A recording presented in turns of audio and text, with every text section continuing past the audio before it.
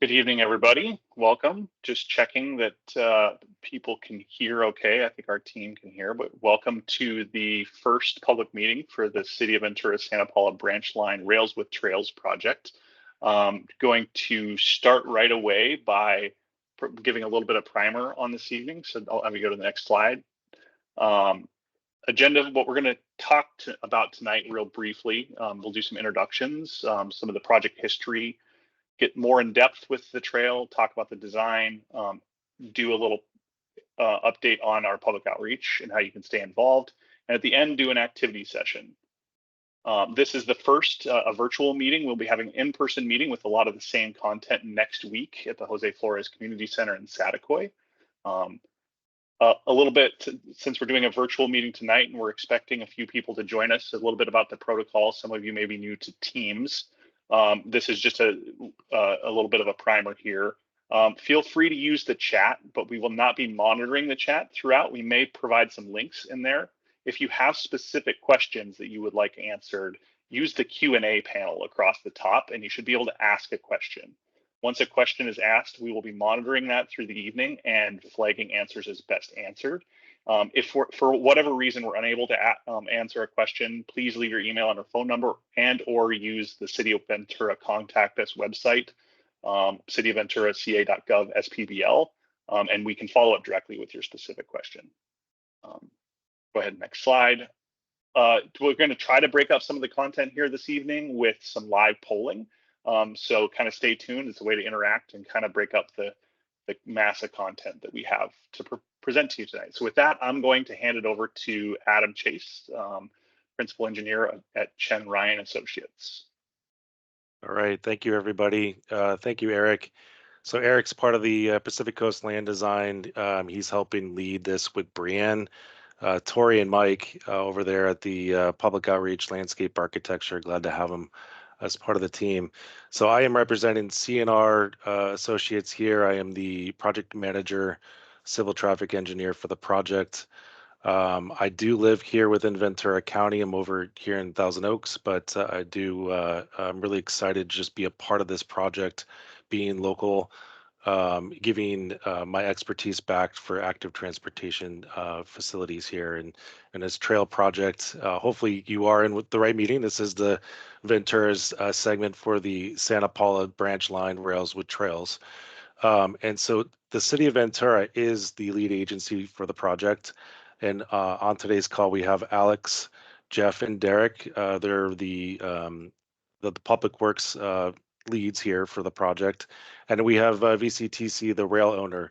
So VCTC specifically is purchased this property back in 1995 with the main purpose really for extending the facility, extending Ventura County, the City of Ventura, for the assembled corridor and transportation related facilities enacting this trail component. So we're really excited to have this group share this information as the first public meeting.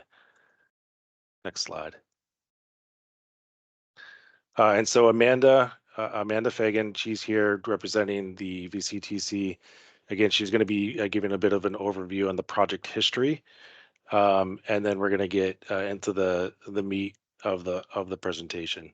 Next slide.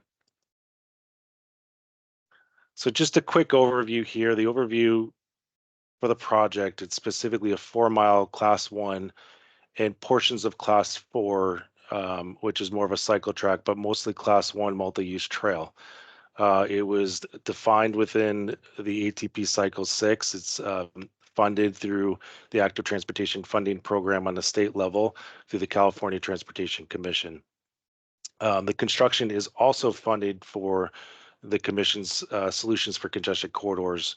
And so we're going to go right in from design right into construction. All right, and then the project extents.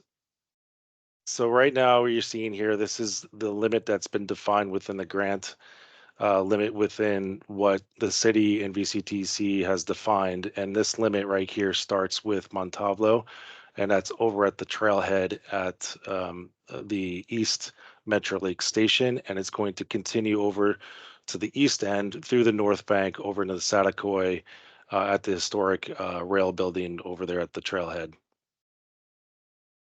Next slide. And with that, I want to kick it over to Amanda to introduce the project history. Thank you, Adam. Hello, and thank you to everyone who's joined us here this evening for this virtual workshop.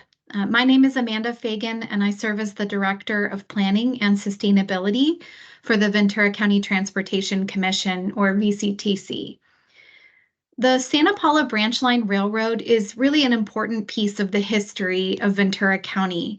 Built in the 1880s to serve the expanding agricultural industry and the growing towns of the Santa Clara River Valley.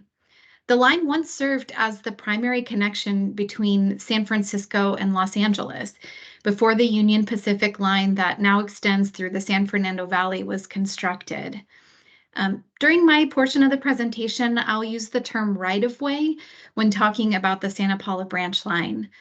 This term refers to a dedicated linear corridor that's used for transportation infrastructure, such as roads, railroads, and trails.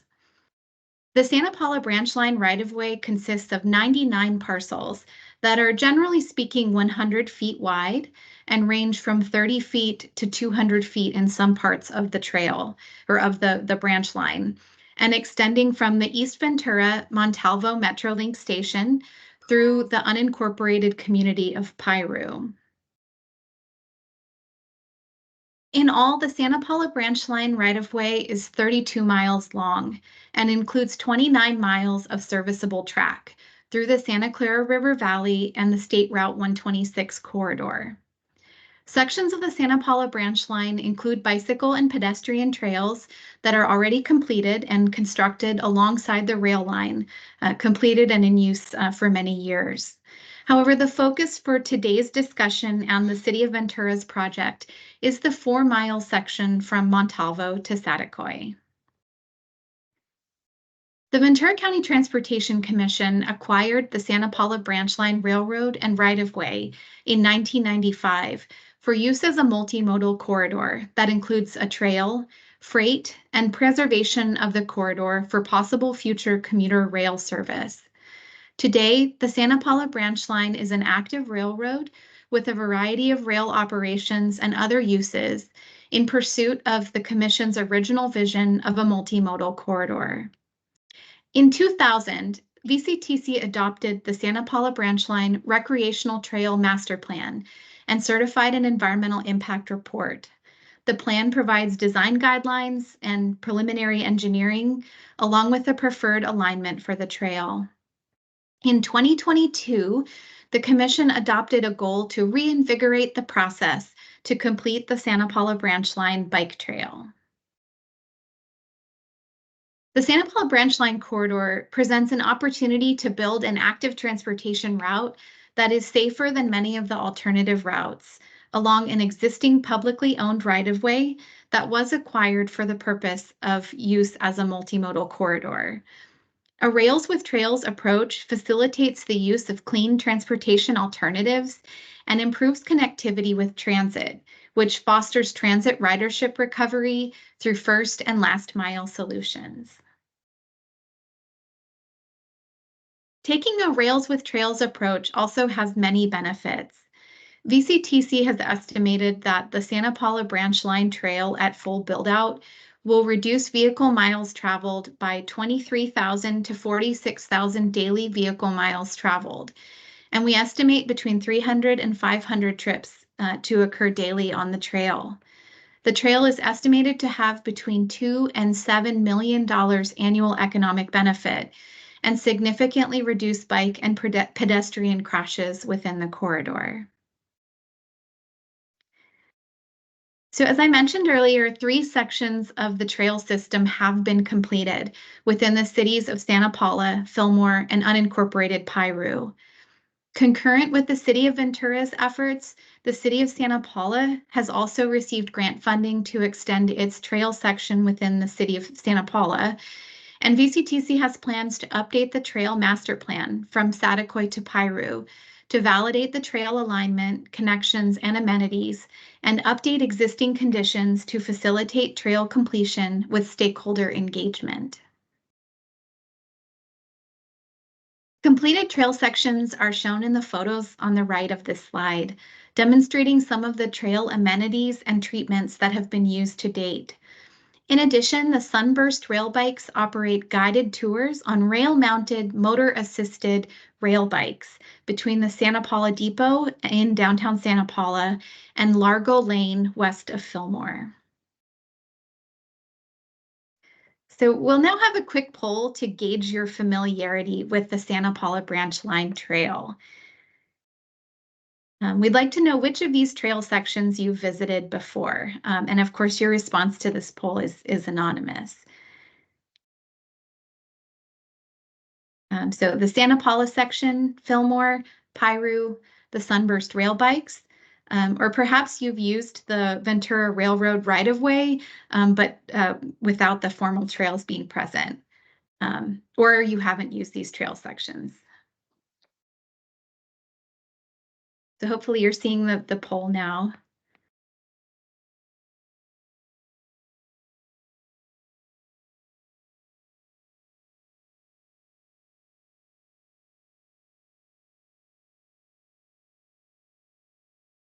And we'll just give you another moment to respond and submit your responses. I see we have 53 people joining us tonight, so. Wonderful, thank you.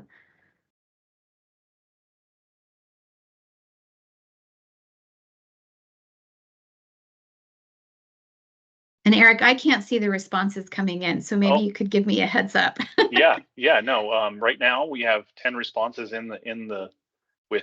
actually I've used the Ventura Railroad right of way leading in the clubhouse, shortly followed by the Santa Paula. They're horse racing at the end here. All right, thank you. We'll give it another minute or so to get some more responses.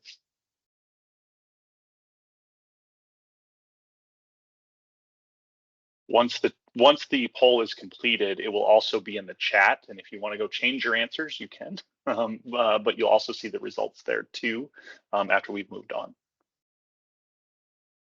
Get 12 responses.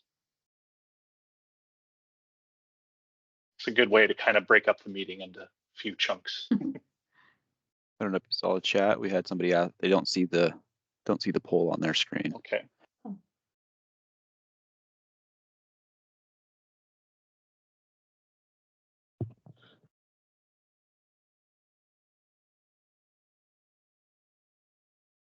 Asking, you might be able to see it in the chat, and you can also respond to it in the chat if you aren't seeing it in the screen.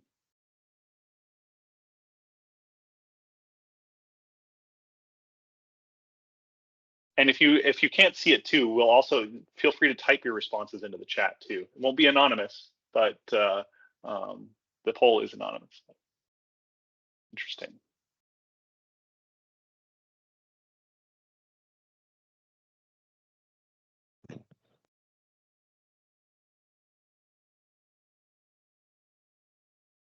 We're getting some more chat responses for thank you. limited availability. We have about 17 responses, and the Santa Paula section being the number one. It is also the longest of the 3 sections that are constructed.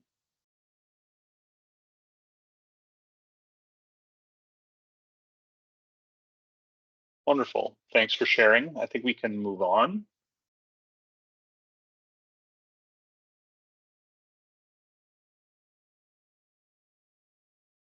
All right. Well, thank you again for participating in the poll and the chat. We'll move on from this sort of context setting of the overall trail project. But if you'd like more information about the Santa Paula Branch Line history, safety, or any other aspects, please do visit our website at goventura.org/SPBL. And of course, with that context in mind, I'll now turn the floor over to Brianne, who will focus on the project at hand, the 4-mile section of the trail through Ventura. So thank you. Thank you, Amanda. Hi, everybody. My name is Brianne Dunn. I work with Eric and Tori and Mike at Pacific Coast Land Design, and Pacific Coast Land Design has had the pleasure of supporting the city of Ventura on this project since 2022. We worked on the grant application, and I've met most of you, or a lot of you. I don't know who all is in the chat tonight, but I've met a lot of you in person, over email, and I'm helping lead the outreach effort with the project. So really glad to be here as a almost lifelong Ventura resident. So yeah, I'm going to talk a little bit more specifically and also broadly about the City of Ventura's portion of the Santa Paula Branch Line Trail. So why the Santa Paula Branch Line Trail was chosen for this project is in large part to fill critical gaps in transportation, both for our area's disadvantaged communities, but also to improve the overall connectivity to the city's existing trail networks. The trail will promote reducing vehicle miles traveled, that's VMT, that's that acronym right there, and connect residents to various community benefit locations like schools, jobs, fresh food, parks, and improving our overall city's recreation opportunities. More trails was a critical request from the city's active transportation plan development. Next slide. And so the City of Ventura's trail segment is a part of a larger plan that the city has for active transportation within our community. It was developed over 2 years of outreach and planning to prioritize Ventura's walking, cycling, and rolling as an alternative means to vehicular travel. The program was adopted in December of 2023 and will serve as a guiding document for the city's future investment of transportation projects. A part of the plan, SPBL was adopted as a high priority project, and due to its benefits in equitable multimodal travel between Montalvo and Saticoy, it'll also help Venturans get from the hillsides to the beach. We're really excited about how it can promote that overall connectivity. There is a lot of great information that came out of the ATP. There's a lot of other great priority projects that are being promoted right now. We've got another ATP Cycle 7 grant application going on. So if you want to learn more about that project, that's the East Side Neighborhood Greenway. And the other ATP projects, you can go over to cityofventura.ca.gov/ATP. There's also a great story map on there that really just like brings you through the whole process, and you can learn more about those projects. Next slide. In addition to this project being chosen for Caltrans Cycle 6 because of the project's priority status and the city's own active transportation goals, the project was funded because of the cross-jurisdictional support from VCTC and state agencies like Caltrans, and also with the support from the Congested Corridors program. This collaborative effort, the funding is coming from both programs. Adam mentioned in the beginning of the presentation, ATP Cycle 6 is funding the current phase that we're in now, and that is for design and permitting. And then Congested Corridors, which has a deadline of December of 2026, is funding the trails construction, the trails 4-mile construction. Next slide. And so the project extends again over 4 miles. So as you'll see over on the left-hand side, the trail, it's confusing because it's the western side of the trail, but it's the eastern Montalvo Metrolink station will provide one of the trailhead locations where folks can park and ride on the trail. And it follows Bristol through Montalvo area, then crossing over near North Bank, and then eventually crossing over Wells Road into Saticoy. And along the way, we cross agricultural adjacencies, residential adjacencies, nearby schools, parks. So it's really going to connect a lot of folks to overall amenities, especially south of the 126 and north of the beautiful Santa Clara River. Next slide. In the 2022 grant application, several amenities were awarded in addition to the 4-mile trail, including kiosks, informational signs, bike repair stations, new accessible connections to get people on and off the trail, traffic signals, benches, shade trees, exercise stations, solar lights to really increase safety on the trail. We're going to go more into that later. Rest facilities and more. I did want to highlight that this funding opportunity requires no matching funds needed from the city's annual budget, and none are being allocated for it at this time. So this is a 100% funded project from these outside resources. And so just broadly talking about project milestones. So again, the project was awarded. So we were in the grant application process, concluded summer of 2022. The grant was fully awarded in July of last year. We kicked off the project as a design team with the city in winter of last year. And we are now in what we're calling the early design process. This is phase 1 of 3 phases of the design process. We'll be moving into mid-design here come summer, and then we'll be concluding design by the end of 2024 with hopes of approval by our city council in spring of 2025. Then it's going to seem like the project goes dark, but what happens is we have to go out to bid for construction, and then it'll take approximately like a year and a half for the project to be constructed, with the grand opening happening by the grant deadline at the end of 2026. And at this point, I'm going to kick it over to Eric in our office, and he's going to talk about some of the critical community connections along the trail. Eric? Thanks, Brianne. Hoping you can see my screen. I'm going to be sharing a little video here as we go through of the existing Santa Paula branch line with the preferred trail alignment on it, just to familiarize you a little bit more with the corridor as it is today and some of the preferred alignment. So that I'm going to get it started here. Beginning at the west end of the Santa Paula branch line trail, near Montalvo, we will be linking to the East Ventura Metrolink station and providing a new trailhead amenity to access the trail from the existing Montalvo residential neighborhood just to the north of the rail line. Proceeding to the west towards Johnson Drive, the trail alignment will follow the north side of the rail and come to our first major crossing along Johnson Drive. After Johnson Drive, the trail will switch to the southern portion of the just in the railroad corridor south of the rail for a couple of reasons.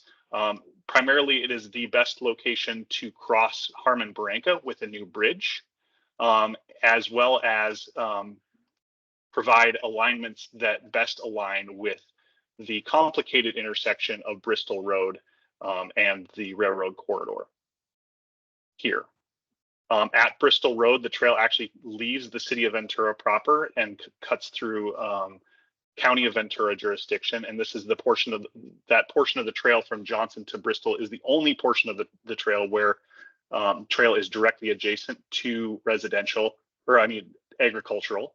After the Bristol crossing, Bristol Drive separates it from agricultural while it still follows the south of the rail.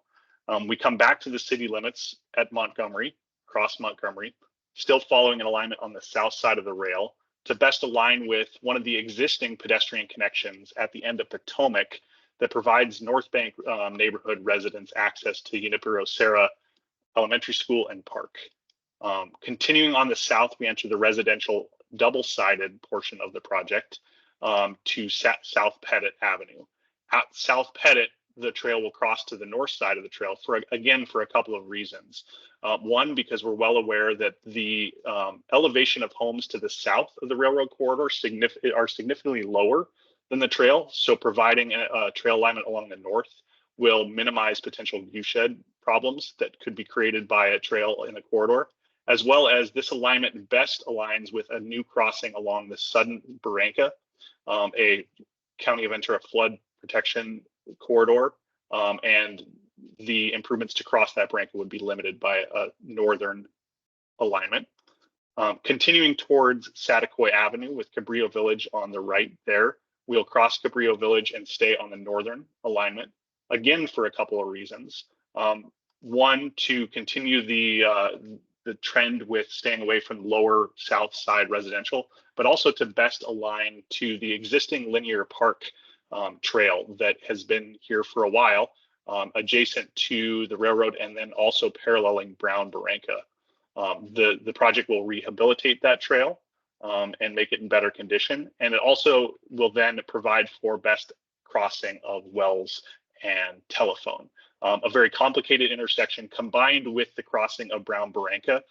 This alignment is actually kind of a twofer or even a multiple benefit in that it avoids complications with encroachments, utilities, and having to provide other bridges that other alternative crossing locations would provide. It also additionally has the benefit of aligning very nicely with an existing storm drain easement in Saticoy that provides direct connection to Saticoy Park and the Boys and Girls Club in Saticoy. And then from there, the trail will bend down Alelia Avenue in Saticoy and finish its route at the proposed eastern terminus trailhead at the historic Saticoy Depot. We'll let this finish out while I catch my breath a little bit. Eric, I just want to chime in really quick. We have a few people that say that they can't view your screen and or are still viewing mine. I know you're going to go ahead and go for a few slides. I wonder if I should take it back, or maybe it was just the video and we can try your next slide. You can go ahead and share back if you want. Okay. At this point, we'll pick up there. We will also provide a link to the video, the YouTube video, in the chat in a little bit, and you can feel free to watch that later as well. So to give a kind of a zoom back out here and give you a broad overview, this is a strip map. It's divided into two, where the western terminus is at the top left and the eastern is at the bottom right. It kind of does a little zigzag there. These are the key connection points that when we do our breakout sections, we're just trying to get you oriented to some of these kind of key points with the Metrolink area, the Johnson Drive, Harmon Branca area, the Bristol Road crossing, the North Bank connection at Junipero Serra Elementary, this kind of residential stretch from Pettit to Saticoy, the linear trail connection, and the Saticoy. Go ahead and go to the next slide. Just to give you some more context, these are some kind of Google Earth tilt-ups of the area. So the proposed trailhead will align with Bunting Avenue at the end of Bunting Avenue and provide an extension to the Metrolink station just to the west, with the preferred trail alignment in the trail corridor just to the north of the rail going east. Go to the next slide. Mentioned that it will cross Johnson and switch to the south, again, to provide for the best crossing of Harmon Branca here. We go east. This is what it looks like. So the Harmon Branca has an existing trail. This trail connects from Harmon Branca to Community Park through an existing trail network. And this is where the new bridge will be located. Go to the next. Mentioned it will stay to the south to Bristol Road, a very complicated intersection, and get across Bristol Road. And here's our connection point at Potomac and the North Bank neighborhood. The next slide, a few pictures of what this looks like here. Seeing where the trail is going to go. Another thing to always be aware of as far as potential alignments is we're taking a close look at grading. And you could actually see in that last picture some of the elevational differences that exist at certain areas along this corridor. This is the residential neighborhood. Again, the trail through this section between Pettit to Saticoy will be on the north side. The Sudden Barranca crossing is right by where it says North Bank on the left over there. And if you're familiar, Cabrillo Village is in the bottom right here.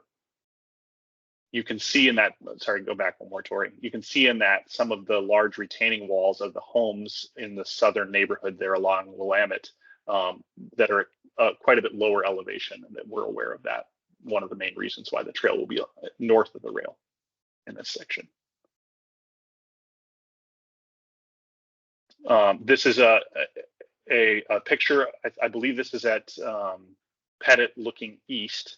One of the things you can notice when you're out there is the clear open sight lines that exist for very long corridors. And that will be something we will try to preserve throughout the project for safety, as well as just preservation of the magnificent views on our sunny days when we have them. We haven't had one in a little while, but of the Santa Monica Mountains there in the background, and south, I guess that's South Mountain. So go to the next.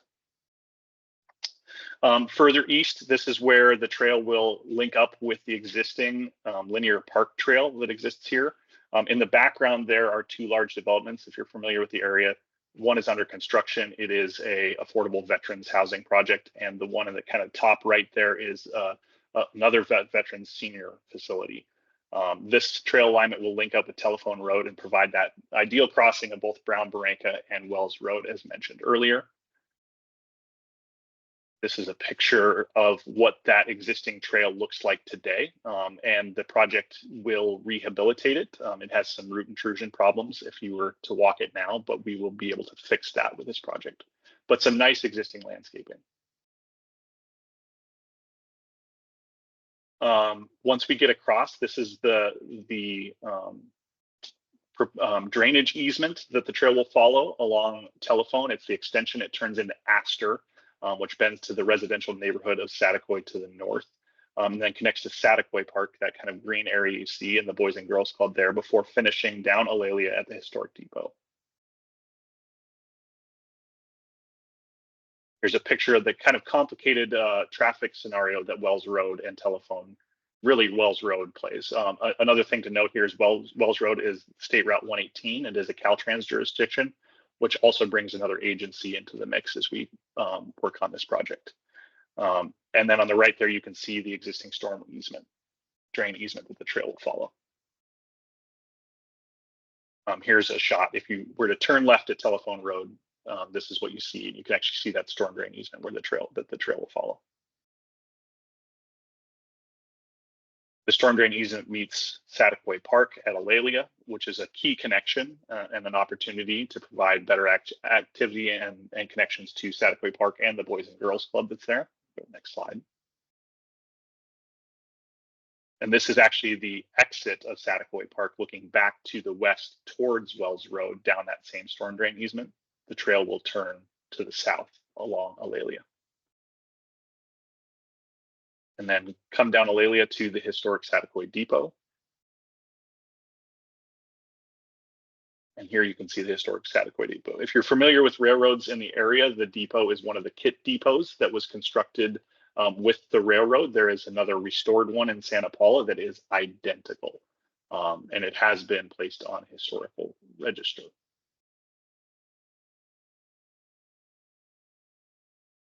So with that, I'm going to send it over to Adam to talk a little bit about project design. All right, thanks, Eric. Really enjoyed that video and all these site photos. It kind of gets really into the project design elements and really gets that viewpoint from a local resident on potentially what you may be seeing here in the coming years. The next slide here. We're going to go right into factors of design and safety. So trail design, even though it seems simple at first, it is quite complex. We consider quite a bit of elements as we go into it. Here's just some of the high level elements I want to share with everybody on this call, and that is kind of level of stress, and that's the element of really wanting to reduce the stress on all ages, all levels of users, and that's how we do with the trails, with safe crossings, and we look at the alignments and how best to utilize the directness of the route. We fold in, like Eric was saying, in those pictures, the topography, the aspects of the elevation change between whether or not it's elevated or depressed according to the adjacent properties. We also are designing this to be ADA accessible. So it's not just specifically for bikes, but it is for pedestrians. At the same time, like Amanda said, we're utilizing right-of-way within VCTC. At the same time, we are utilizing right-of-way within City of Ventura, the County of Ventura, and across Caltrans.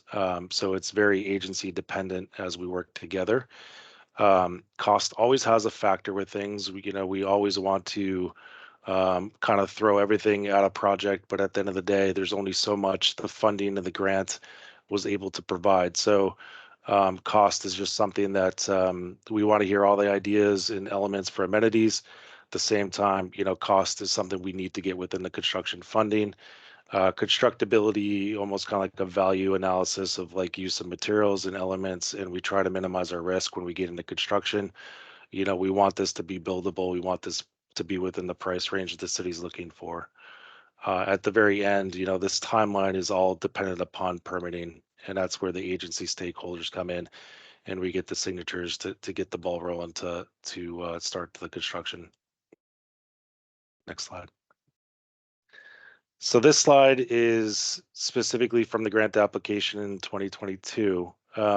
Over time, if you continue to attend these public meetings, we're going to have refinement of renderings.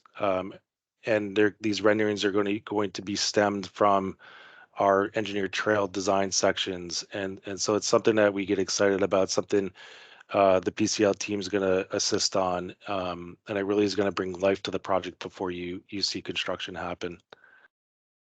Next slide. So some of the preliminary engineering that we've taken a look at right now, we're just kind of showing a little bit of a sampling of potentially what we may be up against.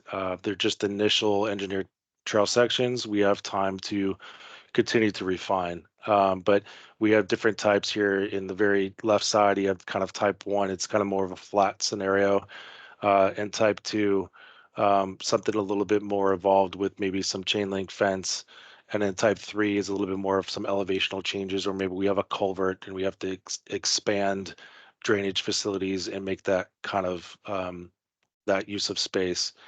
And just to understand the engineering that goes behind this too, we do have to stay within a specific distance away from the center of the track. So, that's also safety reasons, safety for operation for VCTC and Sierra Northern to operate, but also safety reasons for all types of users within the trail section. And with that, I want to turn it back over to Tori to discuss the amenities. Yeah, thank you, Adam. Brian also touched on these in the grant application. We had a previous slide, but some of the amenities that we're looking to include along the trail are bike racks, benches, exercise stations, water refill stations, trash cans, U-Fix-It stations, and some solar lighting. With that, I will go ahead and hopefully open up another poll just to make sure everyone's awake. And we would like to know which of these project elements, amenities you think would be most beneficial to this trail. It can be also ones that you use most or see as most beneficial on trails that you currently use. So let me open up this poll. And again, like Eric said, it should be in the chat. And the other poll, you could click multiple answers. This one, you can just click one.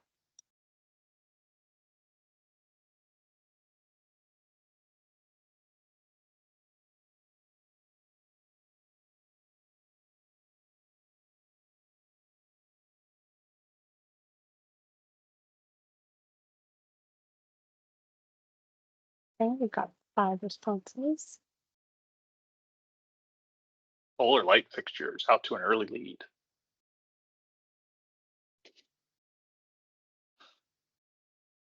Need to work on my horse race announcer talk.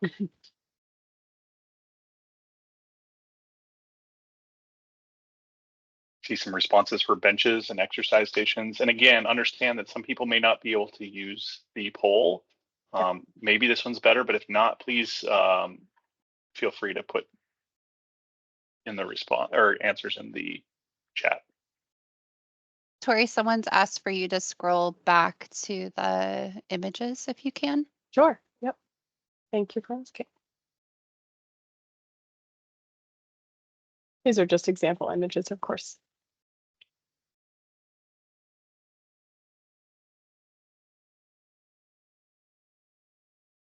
"16 responses, and 8 of those are for solar light fixtures so far.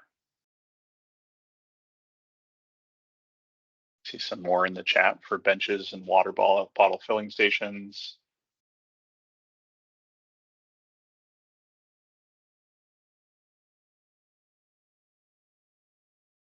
Carrie, we're going to talk a little bit about lighting in a second. Saw that was in the chat there too. So.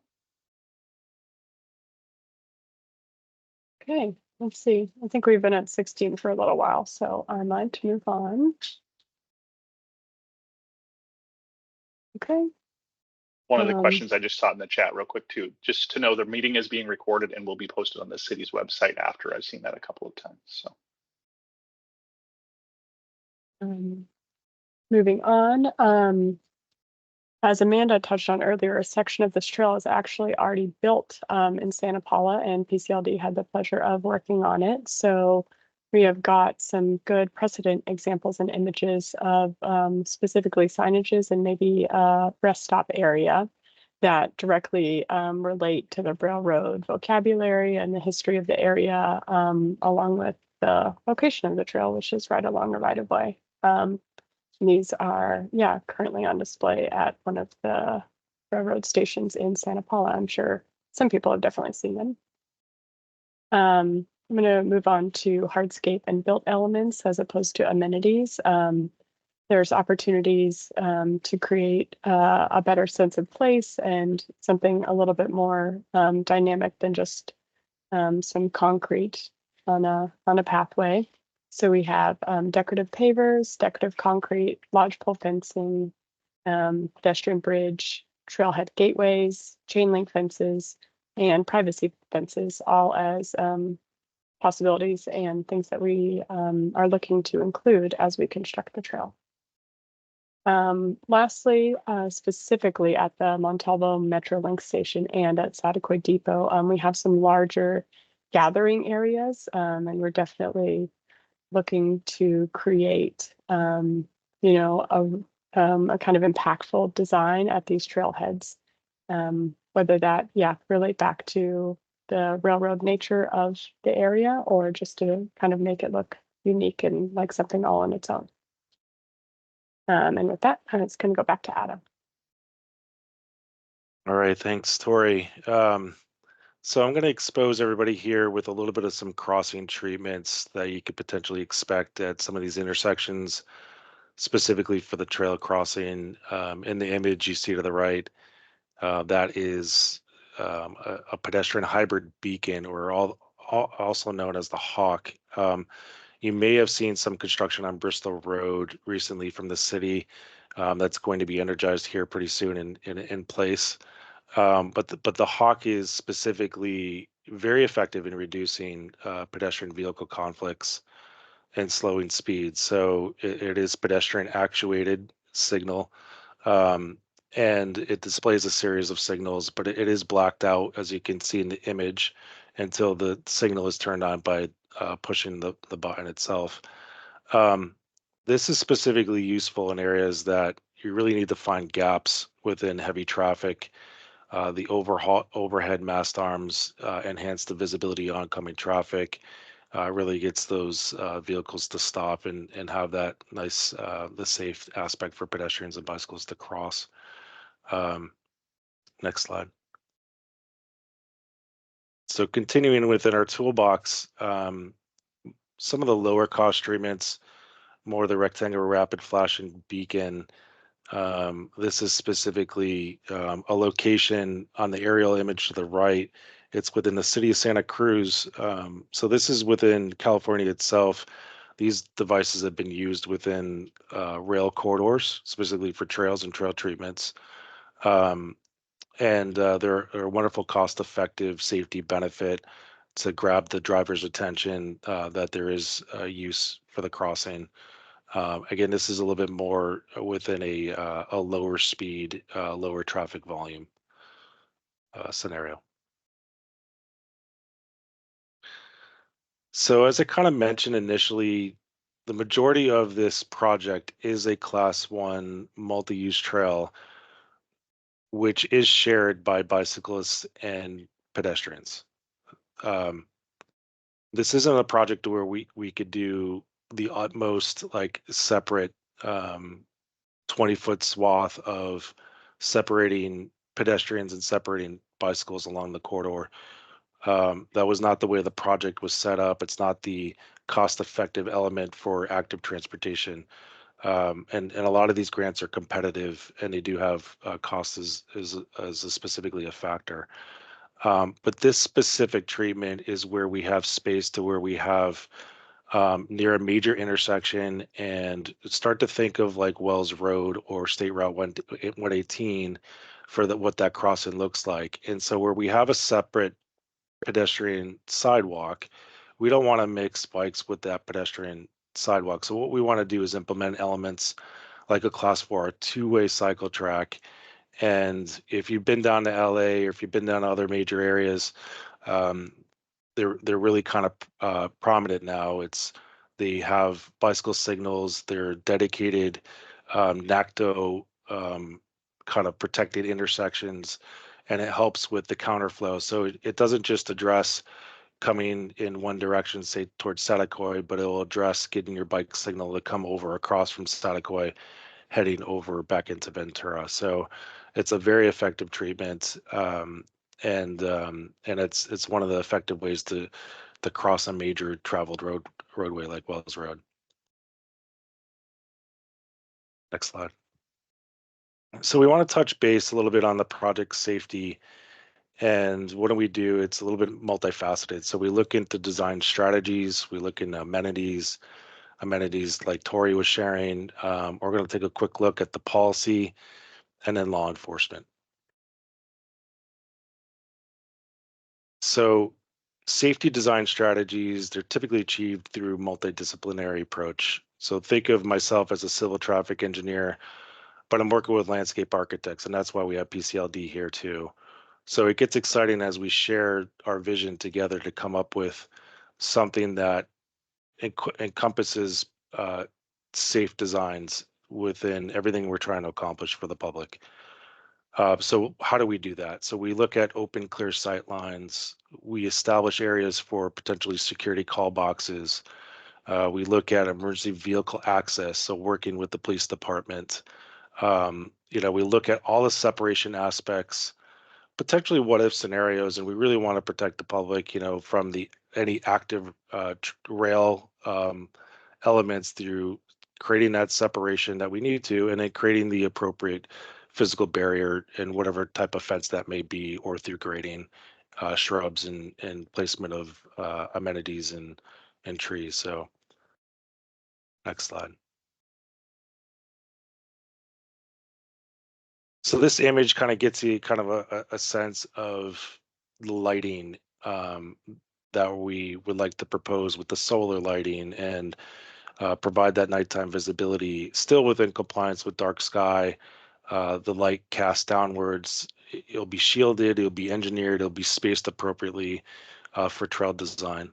But that is something that we're going to continue that theme throughout the city that has trail facilities already.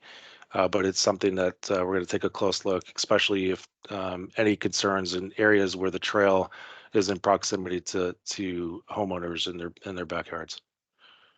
Next slide. So sharing some of these available safety policy resources, there's kind of two links you see here. This has been established in the last few years. We have VCTC has adopted a trespass policy. It has been implemented by Sierra Northern within 100-foot right of way that VCTC owns and operates. In addition, the City of Ventura has an enforcement policy. There's the link. Again, this will be shared post. But who better to provide an overview on safety enforcement than the Watch Commander, Ryan Weeks? So I'd love to have him present the next slide. Yeah, thank you. Obviously, safety, a huge concern with us is design for safety. That's the number one thing for us. In addition to design, what we can do as a police department is, especially in the very beginning, what we would do is what we call our focus patrols, which is essentially a pre-scheduled call for service, where we will have calls for service put into our computer system so that when officers have any downtime, they're actually focused to that area, and that'll come up as a normal call for service, just as a way for officers to be sent there and directed to do some focused enforcement there. The second thing, and the objective of that would be to just be high visibility and be a deterrent to any kind of crime. Camera monitoring, we literally have dozens of live camera feeds that come into our communication center. You can probably see a couple right above my head. Those are the kind of feeds that we have coming in here. We have dozens all over the city right now. And what we can do with those is we can monitor them if we want to. A lot of times if we get a call for service in a certain area, our dispatchers know that there's a camera in that area and they will pull that camera up and they can give real-time information to our officers. So that's another great tool that we have, and we'll have those CCTV cameras going right into our dispatch center. A lot of those are pan tilt zoom with some phenomenal capabilities. So that's another great thing we can do. And then ultimately having our people Ventura call in any suspicious or illegal activity. Obviously, if it's an emergency, we want people to call 911. If someone's afraid to call 911 or they think they don't have an emergency, there's a number on the screen there. That's our 24/7 non-emergency line that goes straight into our dispatch center, the 805-650-8010. And then we encourage people to report even suspicious activity, even if they don't know if it rises to the level of a crime, because then we can get out there and it helps us to track potential crime trends. So those are a few things that law enforcement can do. Thank you. All right. Yeah, thank you for that. That was wonderful. Okay, so with that, I think right now I'm excited to turn it back over to Brianne, and she's going to take us through the public outreach plan. Thank you, Adam. Thanks for those additional safety components, Watch Commander. Just want to apologize for the Q&A not working for some folks. I was the meeting organizer and the Q&A is enabled. I think there's some type of like plugin issue for some folks using the meeting tonight. So yeah, on behalf of the team, we apologize. You can go ahead and continue to put your questions in the chat if the Q&A is not working for you. But if it is better organized over on the Q&A side, just so we can make sure we're getting to everyone's questions.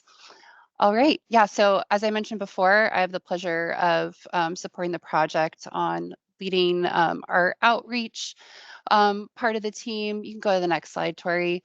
Our outreach plan is composed of several different methods to collaborate and work with you on this project. Those include digital communications. There is a QR code here on the left side. You can scan that right now if you'd like, if you haven't been on the project website, to sign up for our e-blasts. The city also will allow you the ability to sign up for newsletters, and you can also follow the City of Ventura on social media, where they post a lot of great information, but are posting really fun content about the project.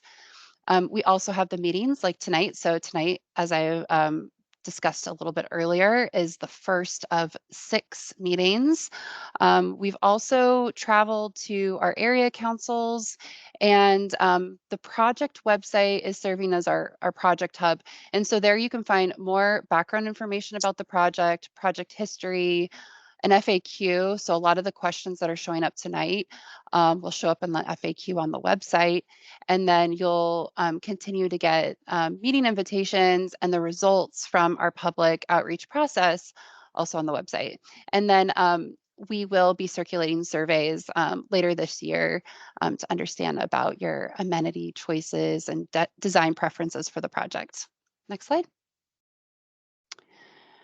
So yes, we have already done 3 community and area council meetings. So February, we traveled to the lovely in-person Montalvo Community Council. This is a not sponsored by this project, but pitch to get involved with your local community councils if you can. We've got some really great organizations here representing our individual areas of the community. We then have traveled virtually to the East End Community Council, and then most recently to the Saticoy Municipal Advisory Council. Again, this is the first of 6 general public meetings.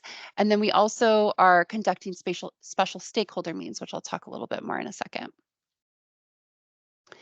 And so our 3 outreach target areas are comprised of the 3 key benefit areas of the project, and that's comprised of Montalvo, the East End, and Saticoy.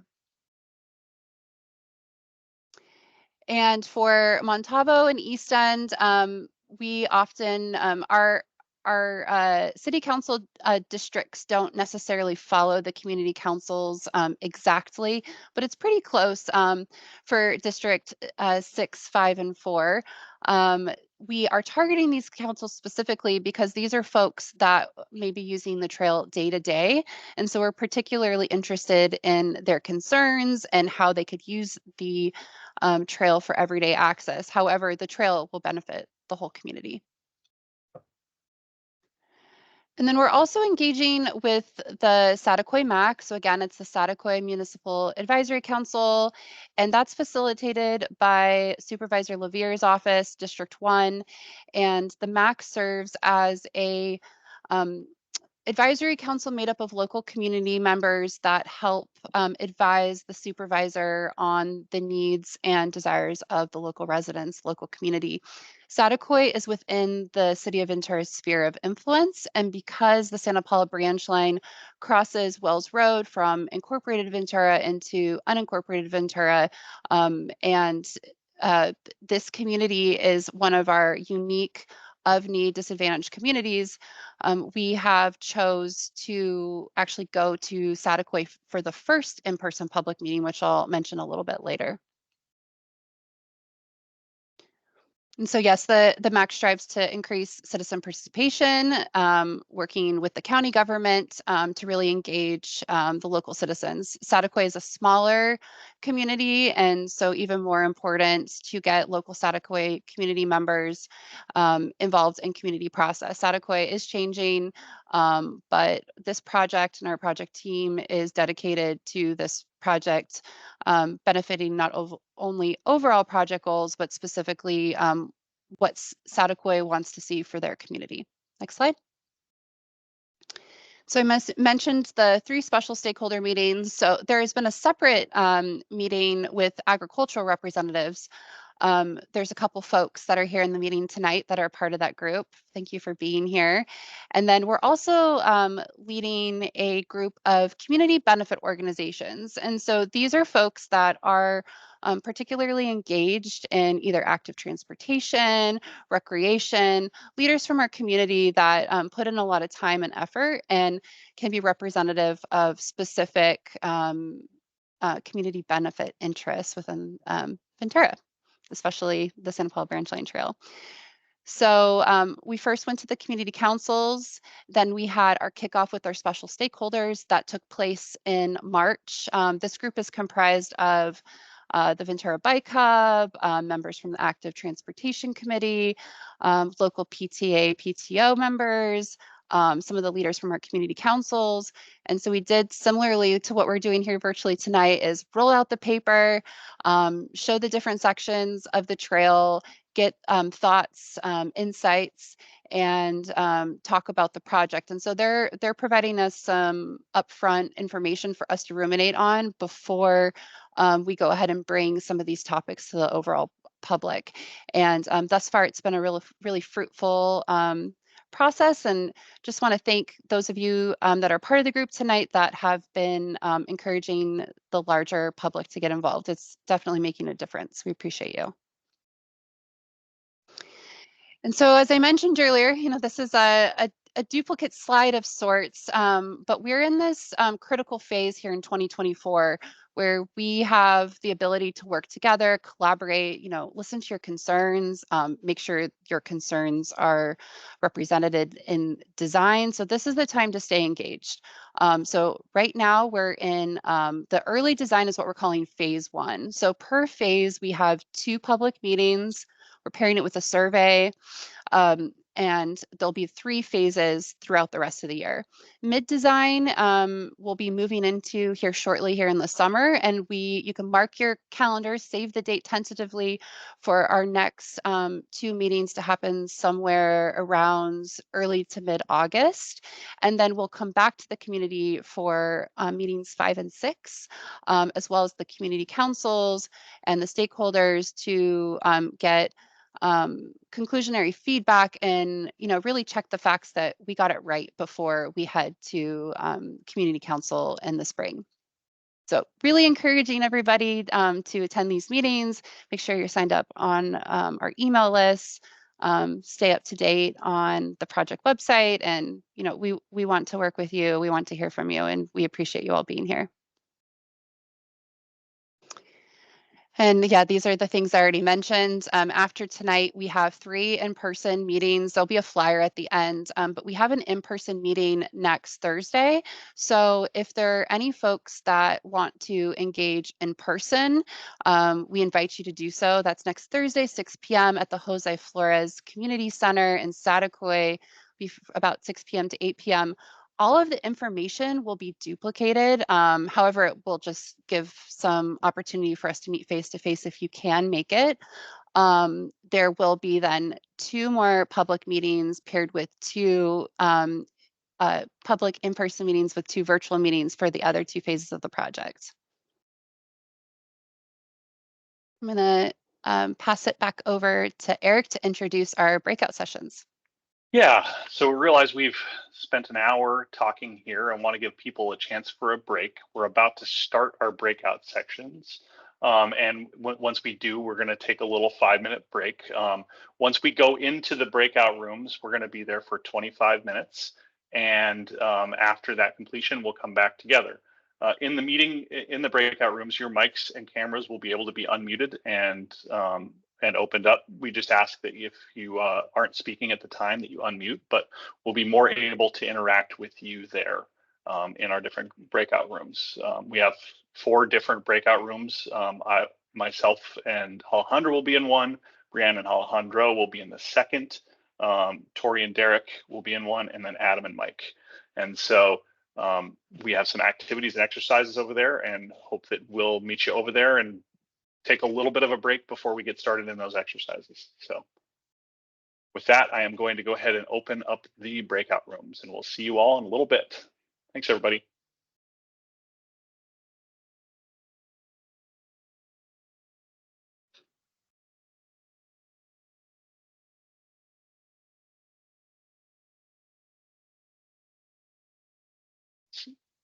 Facilitators, you may have to join your specific room if you aren't being kicked over there. Brianne and Tori, I think that's true with you.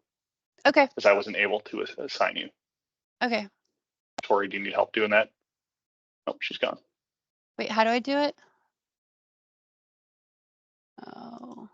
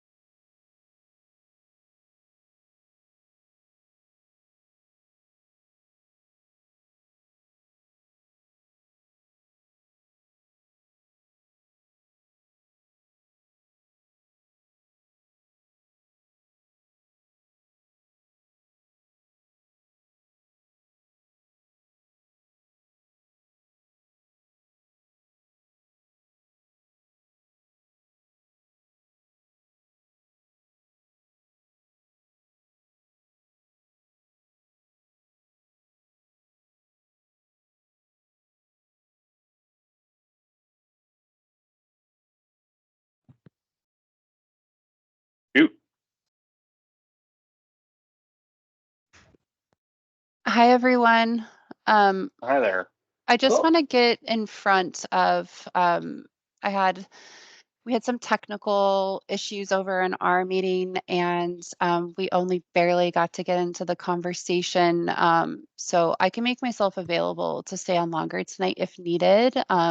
Apologies. I'm going to go ahead and put the mural board. And now that we're all back in the main room, there was folks that didn't even have access to the chat. So I'm going to go ahead and put that link now in the chat, and anybody can go and leave comments in this specific board. It has public access. I had to change some of the permissions, but anybody that didn't have a chance to be heard or didn't have a chance to get all their feedback in can go ahead and use this link, leave comments, and then you know, if there isn't if your questions weren't specifically heard that are more specific to your address, you can reach out to that ATP email address and we will get back to you in the next couple business days. And highly apologize for the technical difficulties tonight. The team's gods, not to be religious, but we're not on our side. Definitely had some plugin issues, technical issues. So greatly apologize for that. I'm going to post that link now.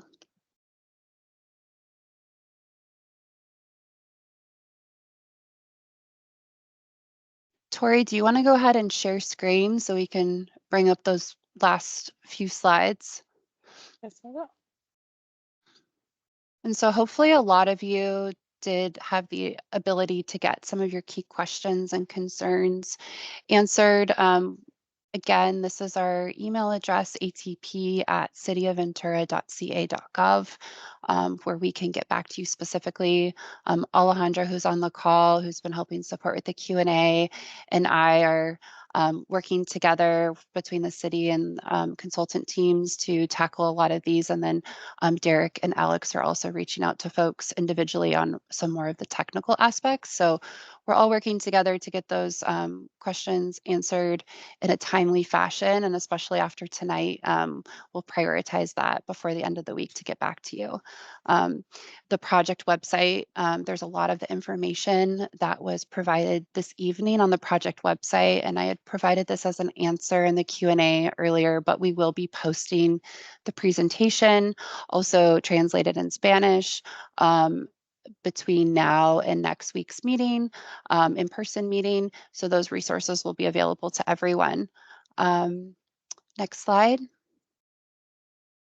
So this is this is just a reminder of that in-person meeting. So if folks have the resources to do so, we would love to see you in person. It's a way for us to work through some of the exercises that weren't as successful tonight, get to meet one-on-one, and yeah, hear more of your concerns, get your questions answered. Please feel free to share this information too with friends, family members, neighbors, people that you think might enjoy the project or may have particular questions about the area around your residential neighborhood.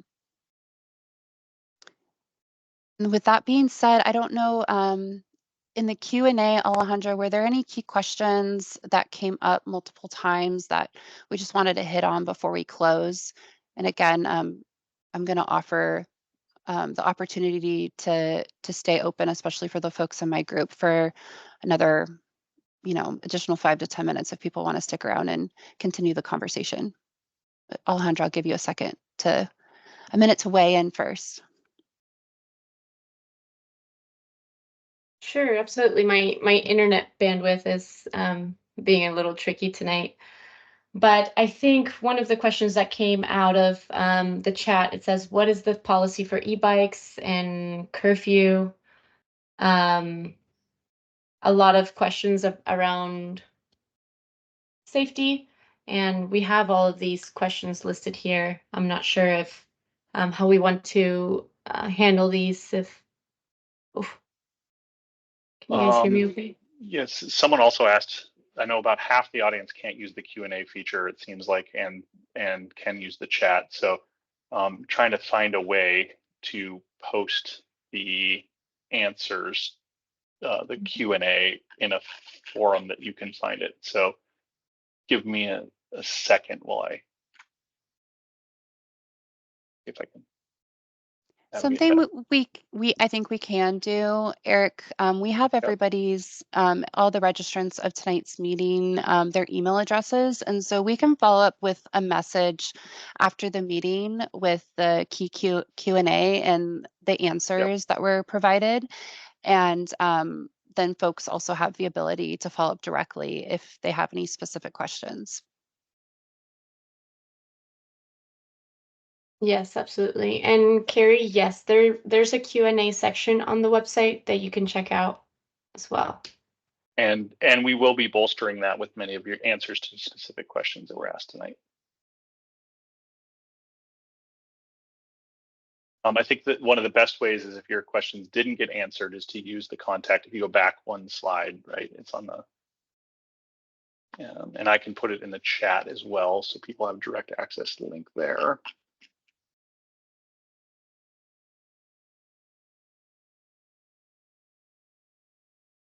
I will say that we have seen all of the questions, and yeah, if you would like us to respond, please, you can either leave your email. We got email addresses here, so we could reach out that way for specific questions, but also going to the website, you can use the contact us form there.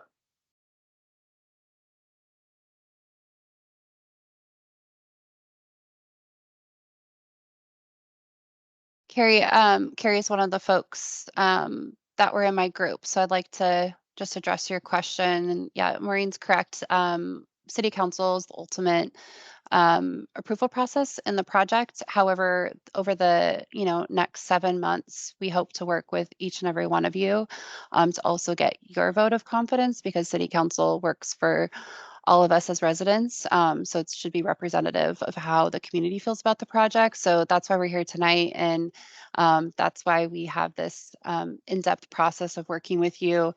And we're confident that we can come to you come spring of next year with a project that truly benefits the whole community and finds solutions to everybody's concerns.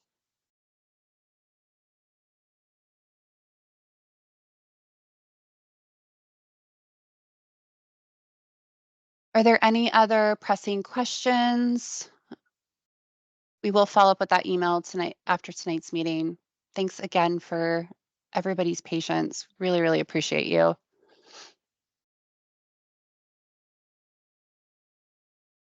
We hope to engage with you again soon. Hope you learned a lot about the project, and thank you so much for being here. All right, have a wonderful evening, everybody. Thank you so much.